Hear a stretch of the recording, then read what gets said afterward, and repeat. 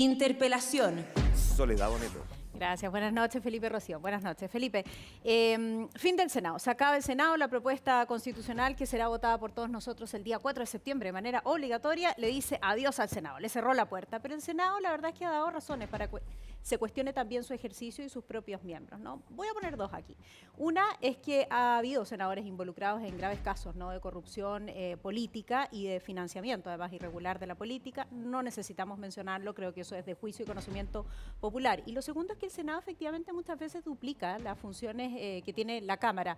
A pesar de que tienen razones de existir distintas y definiciones distintas, muchas veces eso se duplica. Y el ejemplo, o a lo mejor uno de los buenos ejemplos, es el 10%, cuando todos estaban muy apurados en que esto se aprobara, primero lo revisa la Cámara, lo vota, luego lo vota el Senado. Parece razonable entonces al menos cuestionar sus funciones. A ver, el Senado, más allá de los errores que puedan cometer algunos de sus integrantes, es una institución de la República. Sin duda. Que en la historia republicana ha tenido grandes personajes que le han dado estabilidad al país. El Senado tiene una función que no está escrita, pero que es de temperar la polarización política que se genera naturalmente entre la Cámara de Diputados y el gobierno.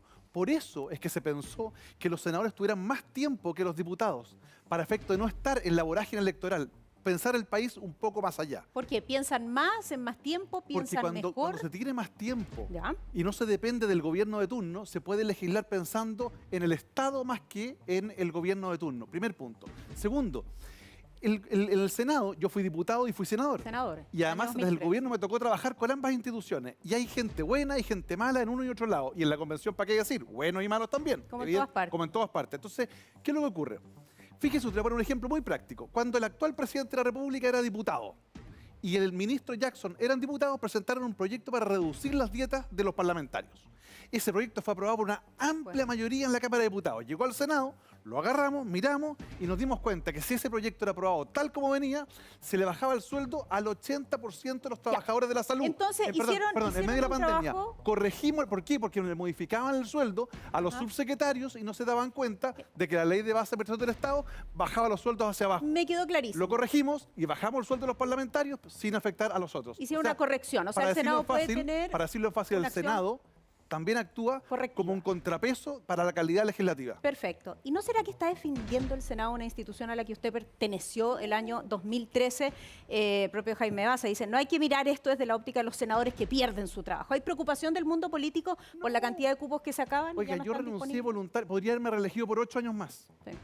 Y renuncié voluntariamente para irme a la convención. No, pero ese es su caso. Puede Sí, pero ser ¿sabes lo que otros también pasa? estén en lo Yo creo mismo. que hay que pensar en la República. Y la República, en la historia, Elwin, Frei Montalva, Tomic, Allende, Alessandria, hay muchos que estuvieron en el Senado. Y el Senado fue y ha sido motivo de grandes reformas en el país. Perfecto. Y por tanto, más allá que sea el Senado o otra Cámara, otro le pongan Sí, otro es que nombre. ahí quería ir, Felipe, para que hagamos participar también a Rocío. Rocío, es verdad que es el fin del Senado, pero no es que sea el fin del Senado y no haya nada más.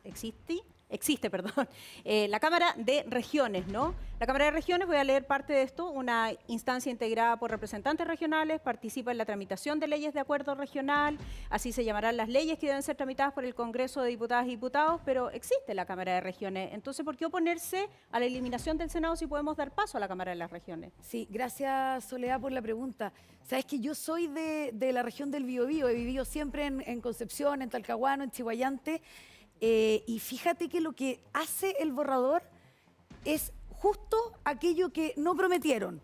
Porque la promesa para el fin del Senado o para cambiar sus atribuciones, que podríamos haber discutido, era menos políticos y más poder para las regiones.